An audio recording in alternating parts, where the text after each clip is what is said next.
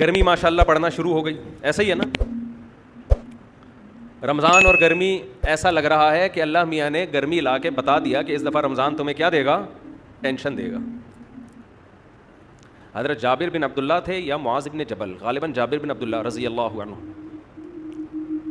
ان کی جب موت کا وقت آئی, یہ واقعہ میں کیوں سنا رہا ہوں, ایک اہم بات سمجھانے کے لیے. ان کی جب موت کا وقت آیا نا تو وہ رونے لگے. لوگ سمجھے کہ شاید موت سے ڈر گئے ہیں. پوچھا کہ آپ کیوں رو رہے ہیں؟ کہنے لگے میں خدا کی قسم موت کے ڈر سے نہیں رو رہا, مجھے رونا اس بات پہ آ رہا ہے کہ میں اللہ کو خوش کرنے کے لیے, اللہ کو راضی کرنے کے لیے گرمیوں میں روزے رکھا کرتا تھا, شدید پیاس برداشت کرتا تھا. کس کے لیے؟ اللہ کے لیے. شدید بھوک برداشت کرتا تھا. یہ لذت مجھ سے ہمیشہ کے لیے چھوٹ رہی ہے, کیونکہ آگے تو جنت ہے. جنت میں تو اللہ ہمارا اکرام کرے گا, ہم تو اللہ کے لیے کچھ نہیں کریں گے جنت میں. یہ واقعہ میں نے کیوں سنایا؟ دیکھو, جب کوئی کام کرنا ہی ہوتا ہے تو اس کو پینلٹی سمجھنے کے بجائے, جرمانہ سمجھنے کے بجائے اس کام کو انجوائے کرنا شروع کر دو. صوفیہ کرام کے ہاں جو ہے نا, صوفیہ کرام جو بھی لوگوں کے دلوں پہ محنت کرتے ہیں, جتنے بزرگان دین گزرے ہیں, ان کے ہاں اصلاح کے 2 طریقے رائج ہیں. آج بھی میڈیکل سائنس میں نا باڈی کو ٹھیک کرنے کے 2 طریقے ہیں. ایک طریقہ کہا جاتا ہے علاج بالضد. علاج بالضد کا مطلب ہے جو بیماری ہے اس کے خلاف دوا کھلائی جائے, ان جراثیم کو مارنے والی میڈیسن کھلائی جائے, جس کو اینٹی بایوٹک کہا جاتا ہے. آپ میں جو جرمز پھیل رہے ہیں, آپ نے ایسا زہر جسم میں داخل کیا, اس زہر نے ان جراثیم کو مار دیا, فائٹ کی اور اس کو بولے نا کیا ہو گیا, ختم کر دیا. ایک طریقہ یہ ہوتا ہے. ایک طریقہ علاج بالمثل جو عام طور پہ ہومیوپیتھک میں چل رہا ہوتا ہے. یہ جو ویکسین ہے یہ کیا ہے, وہی جراثیم آپ کی باڈی میں داخل کیے جائیں جو آپ کو بیمار کرتے ہیں. اس کا فائدہ کیا ہوتا ہے کہ جب وہ مردہ جراثیم آپ کی باڈی میں داخل کیے جاتے ہیں تو آپ کی باڈی کے جراثیم اس سے لڑنے کے لیے تیار ہو جاتے ہیں. ان کو کیا پتا کہ یہ زندہ ہیں کہ مردہ ہیں. مردہ نہیں بھی ہوتے تو بڑے ادھموئے ہوئے ہوتے ہیں نا. جیسے آپ نے اپنے بیٹے کی فائٹ کرائی کسی کمزور سے, محلے کے کمزور لڑکے کے ساتھ, بچہ جیت گیا, آہستہ آہستہ اس میں کانفیڈنس پیدا ہونا شروع ہوا. پہلی دفعہ ہی لڑائی ایسے طاقتور سے کرا دی اور اس نے کوڑ دیا پکڑ کے, بچہ زندگی بھر کسی سے لڑنے کے قابل بولو نہیں رہے گا نا. شروع میں کمزوروں سے لڑائی کروائی جائے, پھر آہستہ آہستہ وہ بڑے بڑوں سے لڑنے کے قابل ہو جاتا ہے. تو علاج کا ایک طریقہ باڈی میں یہ ہوتا ہے جس کو علاج بالمثل کہا جاتا ہے کہ آپ نے جو وہی جراثیم داخل کر دی, جیسے ویکسین ہے نا کووڈ کی, کورونا کی ویکسین, تو آپ کی باڈی ان جراثیم سے لڑ کے آپ کا سسٹم اتنا مضبوط ہو جاتا ہے کہ اب اگر کسی جرمز نے یا وائرس نے حملہ کیا تو آپ کی باڈی خود اس سے حملہ کر لیتی ہے. تو وہی چیز داخل کی جا رہی ہے باڈی میں. کیا خیال ہے بھائی؟ تو اہل اللہ جب علاج کرتے ہیں نا دلوں کا کہ آپ اس سے گناہ چھوٹ جائیں, آپ کے دل میں آپ شریعت کے فرائض و واجبات پورے کرنا شروع کر دیں, تو اس کا ایک طریقہ یہ ہوتا ہے کہ آپ کے دل میں اللہ کا خوف پیدا کیا جائے, جہنم سے ڈرایا جائے, آگ سے ڈرایا جائے, بتایا جائے کہ اس پر کیا کیا سزائیں ہیں. اس سے یہ ہوتا ہے کہ جب آپ گناہ کے قریب جاتے ہیں آپ کانپنے لگتے ہیں, خوف طاری ہو جاتا ہے آپ کے اوپر. جب آپ رمضان کا روزہ چھوڑنے لگیں گے آپ پر خوف طاری ہو جائے گا. اس سے آپ گناہ سے بچ تو جائیں گے, شریعت کے حکم کو پورا تو کر لیں گے, لیکن حکم پورا کرنے میں مزہ بولیں نہیں آئے گا. خوف کی وجہ سے بھی انسان کام کر لیتا ہے لیکن کام میں جان پیدا نہیں ہوتی. کچھ طلبہ وہ ہوتے ہیں جو ایگزام کی تیاری کے لیے پڑھتے ہیں, انہیں پڑھنے کا شوق بالکل بھی نہیں ہوتا. ڈر ہوتا ہے کہ کل فیل ہو جائیں گے, ابا سے مار پڑے گی, یہ ہو جائے گا, وہ ہو جائے گا. وہ بھی پڑھ لیتے ہیں لیکن جب وہ کتاب سامنے رکھ کے بیٹھتے ہیں تو انہیں خوشی نہیں ہوتی بلکہ ان کو تکلیف کہ کب اس عمل سے ہماری جان چھوٹے گی. سمجھتے ہو؟ یہ لوگ زیادہ ترقی نہیں کر پاتے, یہ دھکے دے دے کے چلتے رہیں گے, ایک دن بیزار ہو کے بھاگ جائیں گے. اور ایک طریقہ یہ ہوتا ہے کہ آپ جو کام کر رہے ہیں, جو ذمہ داری آپ کو دی گئی, اس میں آپ کی دلچسپی پیدا ہو جائے, وہ کام آپ کے لیے مزیدار ہو جائے. گناہ کبھی اللہ کے خوف سے انسان چھوڑتا ہے, کبھی اللہ کی محبت میں چھوڑتا ہے. محبت میں جب کام کیا جاتا ہے تو وہ کام مزیدار ہو جاتا ہے, اس میں دل لگتا ہے انسان کا. حضرت جابر بن عبداللہ جو رو رہے ہیں موت کے وقت کہ میں جو گرمیوں میں شدید پیاس برداشت کیا کرتا تھا وہ لذت آج مجھ سے چھوٹ رہی ہے. بتاؤ شدید پیاس لذت کی چیز ہے یا ٹینشن کی چیز ہے؟ ٹینشن کی چیز ہے. لیکن اس ٹینشن کے چھوٹنے پر جابر بن عبداللہ رضی اللہ عنہ کو اس ٹینشن کے چھوٹنے پر ان کو ٹینشن ہو رہی ہے. کیوں؟ جس کے لیے ٹینشن برداشت کر رہے ہیں اس ذات سے محبت ہے. انسان کو جب کسی سے محبت ہوتی ہے تو اس کی نظر میں محبوب کو خوش کرنا دنیا کی سب سے بڑی لذت بن جاتی ہے. تو رمضان کے روزے آپ پہ فرض ہیں, وہ رکھنے ہیں, چاہو ٹینشن سے رکھ لو, چاہو اللہ کی محبت میں رکھ لو. میں پشاور میں تھا, ہمارے ایک دوست پٹھان تھے, بوڑھے. بعض دفعہ لوگ اتنے اخلاص سے بات کہتے ہیں کہ وہ 2-3 گھنٹوں کی تقریر ایک طرف اور 2 جملے ایک طرف, ان 2 جملوں سے ایسی موٹیویشن ملتی ہے کہ 1-2 گھنٹوں کی تقریروں سے وہ موٹیویشن نہیں ملتی. آپ کو بتائیں, ہم جب کسی محفل میں ہوں اور شادیوں کی بات نہ ہو تو ایسا ہوتا ہے نہیں. اب تک کی رپورٹ کے مطابق اس طرح کبھی میری معلومات کی حد تک ایسا ہوا نہیں. تو وہاں بھی یہی بات موضوع, میں خود نہیں چھیڑ رہا ہوتا تو دوسرے چھیڑ دیتے ہیں. تو پشاور میں ہماری دعوت تھی, وہ بوڑھے پٹھان تھے, بڑا انہوں نے ہمارا اکرام کیا, تھے بھی بڑے مالدار. تو ویسے ہی کسی نے موضوع چھیڑ دیا دوسری شادی کا. تو ہم نے بھی ان بوڑھے جو پٹھان تھے نا, بزرگ ٹائپ کے, ان سے ہم نے کہا کہ چھیڑنے کے لیے کہ آپ بھی کر لیں, اللہ نے آپ کو اتنا مال دیا ہے, اور تھے بھی بوڑھے ہو کے بھی بڑے فٹ فاٹ تھے وہ. تو کسی نے کہہ دیا کہ بھائی اللہ نے اس کام میں بڑی لذت رکھی ہے شادیوں میں, ایسی بات چل پڑی نا. کسی نے کہا کہ نہیں جی لذت جو ہے وہ بکرا کھانے میں ہے, کسی نے کہا جی مرغے پھوڑنے میں ہے, ہر آدمی کے اپنے مزے ہیں. کسی نے کہا کہ جی انڈیا پاکستان کا میچ دیکھنے میں. وہ بزرگ نے بڑی زبردست بات کی, مجھے کہنے لگے مولوی صاحب لذت اللہ نے صرف 2 چیزوں میں رکھی ہے. لذت اللہ نے صرف, بولو, 2 چیزوں, ایک اپنی راہ میں لڑنے میں اور ایک روزہ افطار کرنے میں. یہ بات انہوں نے ایسے جذبے سے کہی, جو آدمی خود عمل کرتا ہے نا, عمل, اس کی بات میں اللہ نے وزن بہت رکھا ہے. شو مارنے کے لیے تو کوئی بھی کچھ بھی کہہ دے, گورنمنٹ کی طرف سے کوئی پابندی نہیں. آج کل بڑے بڑے موٹیویشنل اسپیکر پڑے ہوئے ہیں, ایسی ایسی تقریریں کر رہے ہوں گے, آپ کو لگے گا ان سے زیادہ نیک آج تک اس کائنات میں پیدا ہوا ہی نہیں.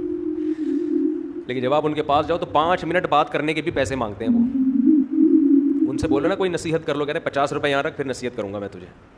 مکمل پروفیشنل بن چکے ہیں, پیسہ, بزنس, خیر خواہی کا جذبہ ہے, اچھے بھی ہیں, اچھے لوگ بھی ہیں. تو اس نے جو دل سے یہ بات کہی نا, اس بات کو کہے ہوئے میرا خیال ہے 7-8 مہینے ہو گئے.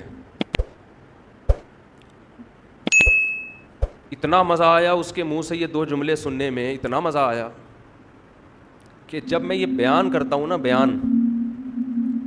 تو بیان کرتے ہوئے مجھے اپنے جذبات پہ کنٹرول نہیں ہوتا. سوچیں اس نے کتنے اخلاص سے یہ جملہ کہا ہوگا.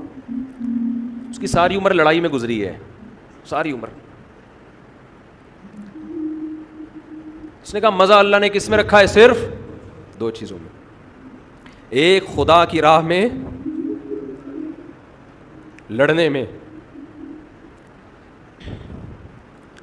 دوسرا روزہ افطار کرنے میں. آپ کہہ سکتے ہو کہ روزہ افطار کرنے میں جو لذت ہے وہ کھانے پینے کی لذت ہوگی.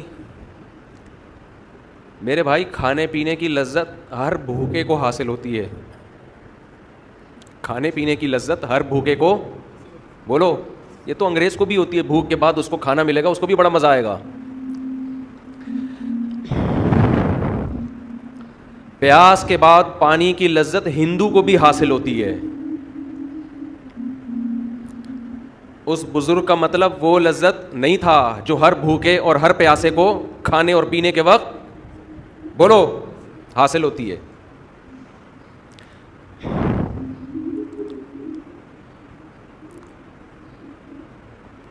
یہ جو روزے دار کو افطاری کے وقت لذت حاصل ہوتی ہے, یہ وہ لذت ہے جس لذت کے حاصل کرنے کے لیے دل میں اللہ کی محبت کا ہونا بولو ضروری ہے.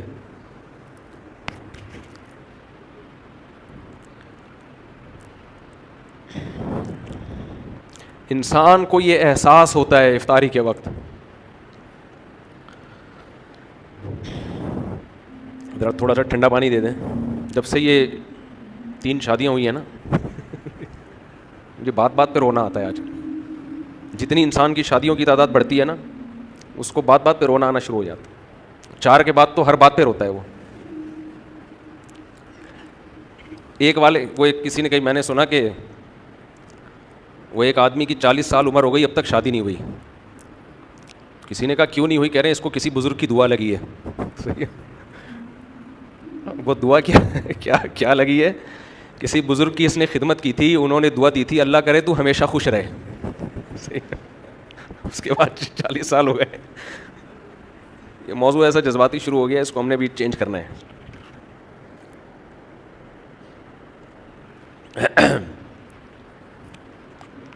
بعض دفعہ مسائل کچھ اور ہوتے ہیں, رو کسی اور بات پہ رہا ہوتا ہے آدمی, سمجھ رہے نا. خیر کیا بات کر رہا تھا میں, تو میں ایسا کر رہا تھا کہ جو افطاری کے وقت لذت ہے نا, لذت یہ بھوک اور پیاس ختم کرنے کی لذت نہیں ہوتی, یہ اس بات کی لذت ہوتی ہے کہ آج ساری دنیا پیدا کرنے والے کو بھول چکی ہے. دنیا میں ہر شخص نے ہر ایک کو یاد رکھا ہے, نہیں یاد رکھا تو کس کو؟ پیدا کرنے والے کو. آج شادیوں میں مکس گیدرنگ ہوتی ہے نا, آپ ان سے کہیں سیپریٹ انتظام کر لو, لڑکیوں کو ادھر کر لو, مردوں کو ادھر کر لو, درمیان میں ایک چادر کھینچ لو, کیا جا رہا ہے؟ کچھ اس میں پیسے لگتے ہیں زیادہ ہے بھائی, لیکن ایسے مذاق اڑائیں گے آپ کا, ایسے بات کریں گے, ابے یہ مولویوں نے اتنا مشکل بنا دیا, ابے کیا ہو گیا یار. آپ کی نظر میں ہر قانون کی ویلیو ہے. حکومت نے لا بنایا 10 بجے ہال بند ہو جائیں گے, آپ 10 بجے بتیا بجھاتے پھر رہے ہو. آپ اپنے باپ کو ناراض نہیں دیکھ سکتے شادی میں, اپنے بھائی کو ناراض نہیں دیکھ سکتے. لڑکی والے ہو تو لڑکے والوں کو ناراض نہیں ہونے دو گے, لڑکے والے ہو تو لڑکی والوں کو ناراض نہیں ہونے دو گے. جس خدا نے بنایا ہے, جو پیدا کرنے والا ہے, جس نے یہ نعمتیں دی ہیں, وہ آپ کو دعوت کرنے سے منع بھی نہیں کر رہا.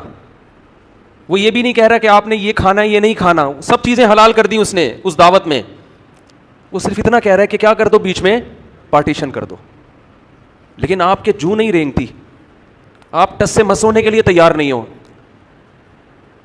اتنی سی بات وہ کہہ رہا ہے کہ بھائی درمیان میں کیا کر دو, پارٹیشن کر دو. آپ کہہ رہے ہو نہیں کریں گے. مجھے ایسے موقع پہ شعیب علیہ السلام کا کلام یاد آتا ہے. شعیب علیہ السلام نے جب اپنی قوم کو سمجھایا نا خدا کی نافرمانی چھوڑو, تو قوم جواب میں کیا کہتی ہے کہ لولا رہتک لرجمناک, تو ہمارے خاندان کا آدمی ہے, ہماری قوم کا آدمی ہے, ہماری زبان ہی ہے تیری, قوم بھی ایک ہے, اس وجہ سے ہم نے تجھے چھوڑا ہوا ہے. ہماری قوم کا نہ ہوتا مار دیتے تجھے جان سے. شعیب علیہ السلام نے کیا کہا, ارہتی اعز علیکم من اللہ, اے میری قوم میں تمہیں خدا سے ڈرا رہا ہوں, باتیں خدا کی کر رہا ہوں. تمہاری نظر میں قومی تعلق یہ خدا سے بھی بڑھ کر ہے. مجھے اگر تم نے چھوڑا ہوا ہے تو قوم کی وجہ سے چھوڑا ہوا ہے. وَاتَّخَذْتُمُوهُ وَرَاءَكُمْ ظِهْرِيًّا, اور خدا کو اٹھا کے تم نے پیٹھ کے پیچھے پھینک دیا ہے. ایسا نظر انداز کیا ہے گاڈ کو, اللہ کو, خدا کو, کہ پشت کے پیچھے اس کی کوئی ویلیو ہی نہیں ہے. میں تم کو بات کر رہا ہوں خدا خدا خدا خدا, آرڈر اللہ کا آرڈر, اللہ تمہاری ڈکشنری میں ہے ہی نہیں. مجھے چھوڑا ہوا ہے تو کیوں؟ قوم کی وجہ سے. اگر کہہ دیتے کہ اے شعیب ہم تو چونکہ نام خدا کا لیتا ہے, اس لیے ہم تیری رعایت کر رہے ہیں. قوم بھی ہے لیکن ساتھ میں نام تو اللہ کا لے رہا ہے, اس لیے ہم تجھے کچھ نہیں کہہ رہے. تو خوشی ہوتی مجھے, اس اللہ کا تمہاری ڈکشنری میں کوئی تذکرہ ہے ہی نہیں. آج شادی بیاہ میں دیکھ لینا, ہر جگہ یہی ہو رہا ہے. جہاں اللہ کی بات خواتین کو بتاؤ بھائی اسلام میں عورت کے لیے حیا پسندیدہ ہے. میں نے بیان کیا تھا نا کہ خواتین موٹر سائیکل پر مردوں کی طرح نہ بیٹھیں, تھوڑا سمٹ کے بیٹھیں. یہ ٹھیک ہے, چادر کے الجھنے کا خطرہ ہوتا ہے بائکوں میں, تو سمٹ کے بیٹھیں. ابھی ایک برقع آ گیا کسی خاتون کا, بھائی سمٹ کے بیٹھیں, کپڑے کو لپیٹ کے بیٹھیں تاکہ, اور چین کور بھی لگائیں بائکوں میں تاکہ یہ نوبت نہ آئے. اتنا مذاق اڑایا. اسلام حیا کو پروموٹ کرتا ہے, حیا کو. حیا کس میں زیادہ ہے؟ دیکھنے میں کس میں حیا زیادہ نظر آ رہی ہے؟ مردوں کی طرح بیٹھنے میں, یہ خواتین عورتوں کی طرح بیٹھیں, حیا کس میں نظر آ رہی ہے؟ مگر حیا آج ڈکشنری سے, کیونکہ اللہ چاہتا ہے نا, شرم اور حیا کس کا حکم ہے؟ اللہ کو. تو اس کو کوئی اس پہ جو نہیں رینگتی. مثالیں دی جاتی ہیں جو اونٹ میں صحابیات ایسے بیٹھا کرتی تھیں. اونٹ میں تو ایسے بیٹھنا ممکن نہیں تھا, دونوں پاؤں ایک طرف کر کے. آج بھی ہم نے علماء بزرگوں کو دیکھا ہے کہ وہ اپنی خواتین کو دونوں پاؤں ایک طرف کر کے بٹھاتے ہیں. اس میں حیا زیادہ ہے. لیکن افسوس ہمارے دیندار طبقہ بھی حیا کے معاملے میں آزاد. قرآن حیا کی تعریف کر رہا ہے کہ موسیٰ علیہ السلام کے پاس جب دو لڑکیاں آئیں ان کو بلانے کے لیے, فجاءت احداہما تمشی علی استحیاء, قرآن کہہ رہا ہے ان میں ایک لڑکی آئی حیا کے ساتھ چلتی ہوئی. سینہ تان کے چلنا عورت کے لیے, بیچ روڈ پہ چلنا, یہ ادا اللہ کو پسند بولو نہیں ہے. آپ عورت کی آزادی کے نام پہ بے حیائی پھیلا دو, آپ کی مرضی ہے. پیدا کرنے والا اس عمل سے خوش بولو نہیں ہوگا. آپ اپنی ڈکشنری سے اللہ کو نکال دو, پھر جو چاہے کرو. ایک صاحب مجھے ایک یورپ کے ایک کنٹری کے بارے میں بتانے لگے کہ وہاں آزادی بہت ہے, بہت آزادی ہے, ہر ایک کے حقوق ہیں, جو چاہے کرو, کتنے اچھے ہیں. میں نے کہا آپ کی اور میری نظر میں بہت اچھے ہیں, اللہ کی نظر میں بالکل بھی اچھے نہیں ہیں. کیونکہ ان آزادی کی وجہ سے انہوں نے جن گناہوں کو حلال قرار دے دیا ہے نا, ہومو سیکشولیٹی کو, زنا کو, لڑکیوں سے آپس میں تعلقات, ان چیزوں کی وجہ سے اللہ کی نظر میں وہ بالکل بھی اچھے نہیں ہیں. یہ تو وہ عمل ہے جس سے اللہ نے قوم لوط کو اٹھا کے پٹک کے مار دیا. جس قوم نے اپنی ڈکشنری سے گاڈ کو نکال دیا, خالق کو, خدا کو نکال دیا, وہ میری اور آپ کی نظر میں بہت اچھا ہے, بنانے والے کی نظر میں اچھا نہیں ہے. بنانے والا نہیں پسند کرتا اس کو. تو مت تعریفیں کیا کرو ایسی قوموں کی جنہوں نے خدا کو وراکم ظہریہ, اپنی پشت کے پیچھے پھینک دیا ہے. اور اگر تعریف کیا کرو پھر دعا کرو تمہارے بچے بھی ایسے بن جائیں, تمہارے بچے بھی ایسے بن جائیں. ان ملکوں میں جائیں, ان کو اتنی آزادی ملے کہ وہ بھی لڑکوں سے بدفعلی کریں, اور جب آپ انگلی اٹھاؤ تو بولے کہ یہ ہیومن رائٹس ہیں. اپنے بچوں کو ایسا بنانا چاہتے ہو تو اس کلچر کی صبح شام تعریفیں کیا کرو. بولے بہت اچھے, ماشاءاللہ, ویل ڈن بیٹا, آزاد ہے, کوئی روک ٹوک نہیں ہے.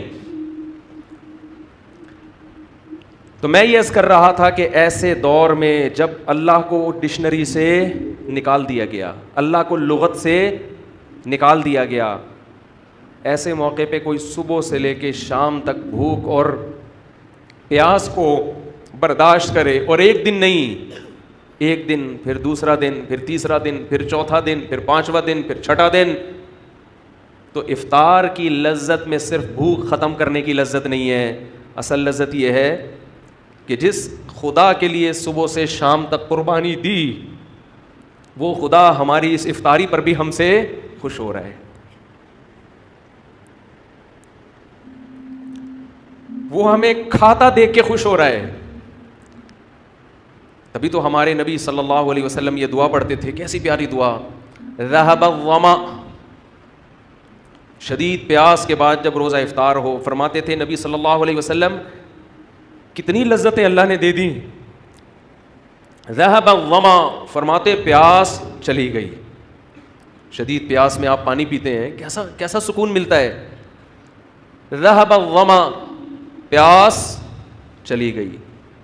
وابتلت العروق, رگیں تر ہو گئیں. سارا دن انسان بھوک اور پیاس کی وجہ سے کیسا خشک ہو جاتا ہے, سوکھ جاتا ہے. آپ نے دیکھا ہوگا افطاری کر کے جب لوگ نماز میں آتے ہیں چہروں پہ کیسی رونق بحال ہو جاتی. عصر میں نمازیوں کی حالت دیکھا کریں اور مغرب میں دیکھا کریں، زمین اور آسمان کا فرق ہے، کیسی چہروں پہ رونق آتی ہے. ذهب الظما، فرمایا پیاس چلی گئی، وابتلت العروق، رگیں تر ہو گئیں. یہ مادی نعمت ہے. اور آگے فرماتے ہیں وثبت الاجر ان شاء اللہ، اور اللہ نے چاہا تو صبح سے لے کے اب تک اللہ کے لیے جو ہم نے قربانی دی ہے وہ اجر ہمارا ثابت ہو گیا. وہ اجر اللہ نے اپنے ہمارے اعمال میں لکھ دیا. مزے ہی مزے، لذتیں ہی لذتیں. ان لذتوں سے ہمارا لبرل طبقہ، دنیا دار طبقہ اور غیر مسلم بولو محروم ہے. یہ لذت اس کو حاصل نہیں ہے. وہ بھی بھوکے رہتے ہیں ڈائٹنگ کرنے کے لیے، کولیسٹرول ختم کرنے کے لیے. ان کو ان کے ٹرینر نے کہا ہوتا ہے کہ ایک ٹائم کے کھانے کا ناغہ کر دو. اس بھوک کے بعد جب وہ کھاتے ہیں ان کو وہ لذت محسوس نہیں ہوتی جو ہمیں افطاری کے وقت محسوس ہوتی ہے. افطاری میں اللہ نے صرف جسم میں سکون نہیں رکھا، بلکہ افطاری کے وقت اللہ نے روح کا سکون رکھا ہے، روح میں. یہی لذت اللہ نے سحری میں رکھی ہے. سحری کا وقت ایک ایسا ٹائم ہے جس وقت دنیا کی کوئی قوم نہیں کھاتی. کبھی نہیں دنیا میں سنا ہوگا آپ نے اس ٹائم پہ لوگ کھانا کھا رہے ہو؟ کبھی سنا ہے بھائی کہ جیپنیز صبح 4 بجے اٹھ کے کھانا کھاتے ہیں؟ کبھی سنا آپ نے؟ اگر سنا ہے تو بول دیں ہاں سنا ہے، نہیں سنا تو تھوڑا گردن ہلا دیں. کبھی سنا آپ نے؟ کھانے کا ٹائم نہیں ہے یہ، کہیں بھی نہیں دنیا میں کھایا جاتا. نہ امریکی کھاتے ہیں، نہ جاپانی کھاتے ہیں، نہ چائنیز کھاتے ہیں، نہ ہندو کھاتے ہیں، نہ سکھ کھاتے ہیں. اللہ کو یہ ادا پسند آتی ہے کہ جہاں لوگوں نے میرا نام لینا چھوڑ دیا، ہر جگہ نفس پرستی. اب تو لوگ حکومت سے مطالبہ بھی صرف مہنگائی، صحت، ان چیزوں کا کرتے ہیں. اسلام کا مطالبہ کرنا بھی چھوڑ دیا. پہلے ہمارے سیاسی لیڈر اسلام کا نام لیتے تھے، مجھے ووٹ دے میں اسلام کو نافذ کروں گا. اب ہمارے سیاسی لیڈروں نے اسلام کا نام لینا چھوڑ دیا. ان کو پتہ ہے اسلام کے نام پہ ووٹ نہیں ملے گا، ووٹ ملے گا مہنگائی کے نام پہ، آزادی کے نام پہ. تو ایسے دور میں جب اللہ کو لوگوں نے اپنی کتابوں سے، اپنی ڈکشنری سے نکال دیا، تو نبی صلی اللہ علیہ وسلم نے فرمایا کہ اللہ اور اس کے فرشتے صبح سحری کھانے والوں کے لیے پر رحمت بھیجتے ہیں. فرشتے رحمت کی دعا کرتے ہیں ان لوگوں کے پر جو صبح اٹھ کے، کیونکہ اللہ کو یہ ادا بھی اپنے بندوں کی پسند آتی ہے کہ دنیا میں کوئی قوم اس ٹائم پہ کھانا نہیں کھاتی اور میرے نیک بندے صبح اٹھ کے کھا رہے ہیں. کیوں؟ کس کا حکم ہے؟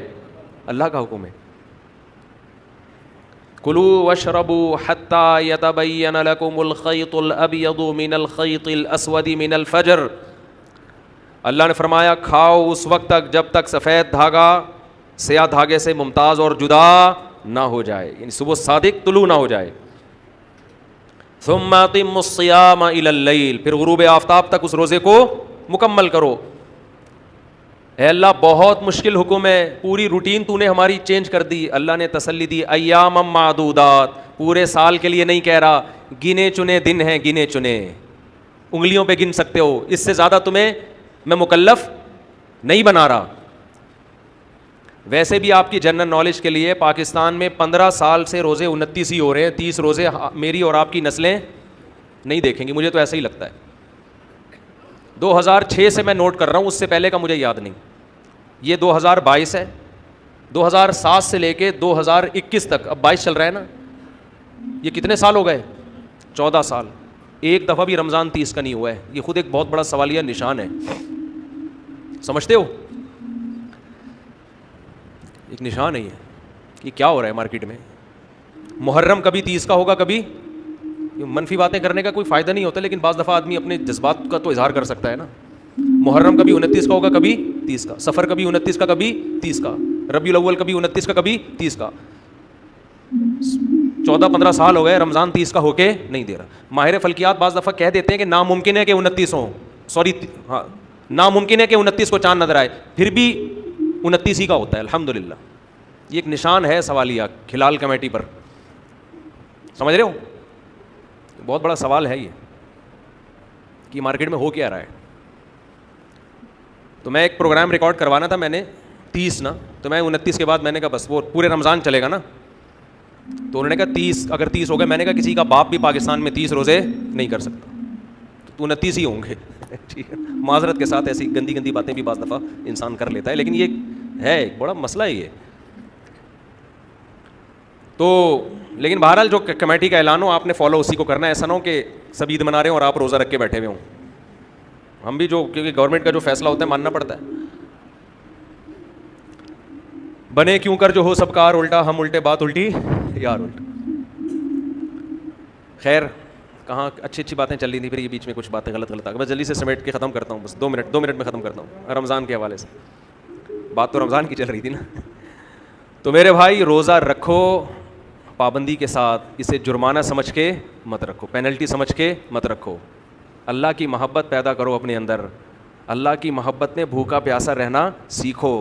اور میں تو کہتا ہوں نفلی روزے بھی رکھا کرو, کچھ نفلی بھی رکھا کرو. غنیمت ہے, فرض رکھ لیں بڑی بات ہے, لیکن نفلی کا بھی عادی بناؤ. اور یہ خوب سمجھ لو روزہ رکھنے سے کبھی آپ کی صحت خراب نہیں ہوگی. آج دنیا میں سارے مسائل ہی کھانے پینے کی وجہ سے پیدا ہوئے ہیں, کھانے پینے کی وجہ سے پیدا ہوئے ہیں. اور بہت زیادہ ڈاکٹروں کو بھی فری نہ کرایا کرو. ویسے تو ڈاکٹر بھی کہتے ہیں روزہ رکھنے سے صحت اچھی ہوتی ہے, لیکن بعض ڈاکٹر کہتے ہیں ایکچولی یہ ہوتا ہے, ایکچولی ٹھوپی ڈرامے چھوڑ دو. ہمیشہ سے صدیوں سے مسلمان روزے رکھتے آئے ہیں, فائدہ ہوگا نقصان نہیں ہوگا. سب سے بڑی بات یہ کہ آپ کی قوت ارادی مضبوط ہوگی. دیکھو انگریزوں میں ہر وقت کھانے کا دستور ہے, وہ پیٹ بھر کے تمیز سے نہیں کھاتے ہیں. وہ گھر سے نکلیں گے کیک رس تھوڑا سا جو بھی ان کا کیک رس, تو ہمارا والا تو وہ ہضم بھی نہیں کر سکتے, ان کا جو بھی کیک رس ہوتا ہے. پھر آفس میں گئے کچھ نہ کچھ, پھر وہاں سے نکلے تھوڑا سا کچھ, 24 گھنٹے جگالی. میں نے دیکھا ہے آج ہمارے جو مذہب سے دور, اول تو مذہبی لوگ تو طبیعت سے پھوڑ رہے ہیں, وہ تو 11ویں کے نام پہ, تیجے کے نام پہ, 40ویں, مذہب نام ہی توند بھرنے کا بن گیا ہے. مذہب کے نام پہ ربیع الاول میں حلوے الگ چلیں گے, محرم کے حلیم الگ چلیں گے, اور ابا کے تیجا 40واں برسی, پھر یہ وہ کھاؤ خود پیٹ دیگ بن چکے ہیں. کھا کے اور اس کو نام کیا دیتے ہیں, یہ خوب بار بار بتا دوں, کسی کا پیٹ اگر بڑا ہوا ہے تو بدگمانی جائز نہیں ہے. میں نے بہت سے لوگ دیکھے بہت بڑے پیٹ, بہت بھاری جسم, کھاتے نہیں ہیں, وہ قدرت کی طرف سے ہے. صحابہ میں بھی ایسے تھے جن کے وزن زیادہ تھے لیکن کھاتے پیتے کم تھے, تو بدگمانی جائز نہیں ہے. اسلام میں وہ موٹاپا ناپسند ہے جو زیادہ کھانے کی وجہ سے ہوا ہو. بعض دفعہ زیادہ کھانے کی وجہ سے نہیں ہوتا, نیچرل ہوتا ہے وہ. تو آج کھانا عبادت بن چکا ہے. اسلام میں کھانا عبادت نہیں ہے, پرہیز کرنا عبادت ہے. کم کھاؤ. آج شادیوں میں بھی عجیب طریقے سے کھانے, پہلے جوس لا کے پکڑا دیں گے. ابے جب جوس پی لیا اس کے 15 منٹ بعد کھانا آئے گا تو آدھی بھوک تو ختم ہو گئی نا. ابھی کچھ دن پہلے ایک ولیمے میں جانا ہوا, انہوں نے پہلے لا کے نا جوس موس دینا شروع کر دیا. میں نے کہا یہ پئیں گے تو بھوک تو لگے گی نہیں. پھر انہوں نے کہا آپ کو نہیں لگے گی, باقی تو سب کو لگ رہی ہے. اس کے بعد پھر گوشت, بوٹیاں, میں سمجھا یہ کھانا ہے. ہم نے بوٹیاں کھا لیں, اب کھانا آئے گا تھوڑی دیر کے بعد. انتہا ہوتی ہے بدتمیزی کی بھائی, اس کو بدتمیزی نہیں تو اور کیا ہے یہ تو میڈیکلی بھی غلط ہے. آپ جب کھانا شروع کرتے ہیں آپ کا میدا ایک تیزاب چھوڑنا شروع کر دیتا ہے اس کو گلانے کے لیے. میدا سمجھتا ہے اب کھانا آ رہا ہے, میدا اپنا کام شروع. اب آپ نے 10-15 منٹ کا اسٹاپ لے لیا تو وہ تیزاب تو آپ کے میدے کا بیڑا غرق کر دے گا. دوبارہ تھوڑی میدا تیار ہوگا اس کے لیے. 24 گھنٹے کچھ نہ کچھ کھاتے رہتے ہیں, بس کچھ نہیں منہ میں پان رکھ لیں گے. عادت ڈالو اپنے آپ کو بغیر کھائے پیے سروائیو کرنے کی. رمضان آپ کو یہ موقع فراہم کرتا ہے کہ کھائے پیے بغیر سب کچھ کرو. ہم کچھ جانوروں کی طرح ہر وقت جگالی, ہر وقت گھر میں آتے ہیں فریج میں گھس کے تھوڑا سا یہاں سے دھونے والے نکال لیے. میری تو عادت تھی بچپن میں فریج میں گھستے ہی دودھ سے ملائی نکال کے پی کھا جاؤ, وہ تو اب بھی ہے. وہ عادت تو ہم چھوڑتے نہیں. ملائی ہم ہی دیکھتے ہیں, گرم ملائی ہو, مزہ نہ آئے پیسے واپس. اور میں تو حیران ہوتا ہوں لوگوں پر جو دودھ کی گرم ملائی کھاتے نہیں ہیں. اتنی مزے کی چیز ہے. اور بچوں کو اسمیل آ رہی ہے آج کل, بچوں کو اس میں سے کیا آ رہی ہوتی ہے اسمیل ملائی میں سے. وہ کھائیں گے کریم ڈبے والی جو زہر